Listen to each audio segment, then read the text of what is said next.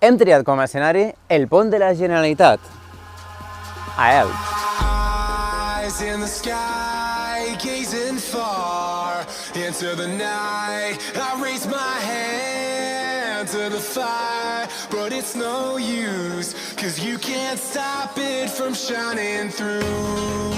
It's true, baby, let the light shine through. If you believe it's true, baby, won't you let the light shine through. Les parts del dia. Com dividim les parts del dia?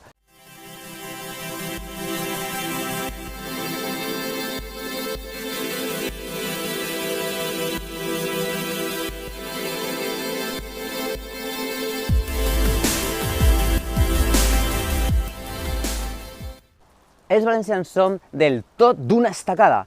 Per això hem triat la paraula vesprada per designar el temps que passa entre el migdia i la nit, saltant-nos altres divisions del dia. Heus ací les parts del dia.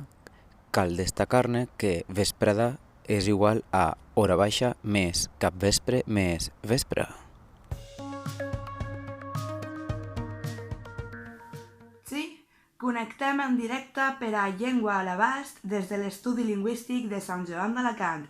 Recordeu que a Trenc d'Alba comença la calor.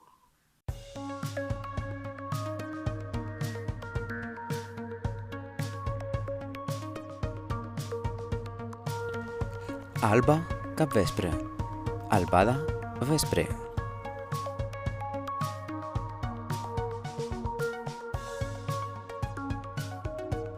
Matinada, vesprada. Matí, capvespre. Nit. Capvespre és igual al principi del vespre.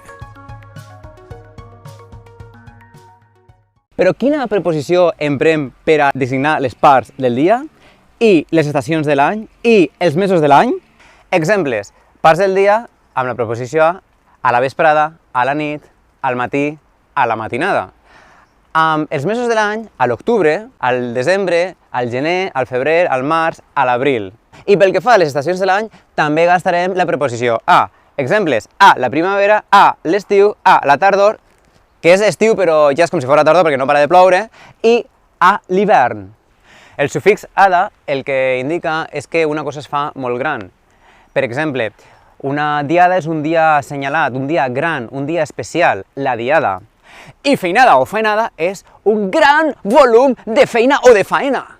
Més exemples de terminacions ada són la calçotada. De calçot, calçotada. Calçot és la ceba i la calçotada és la reunió de gent que es fa per menjar-ne. I vesprada és com un vespre gran, però en comptes de començar al capvespre, comença al migdia a decaure el dia. Decaure el dia del punt màxim cap a la nit.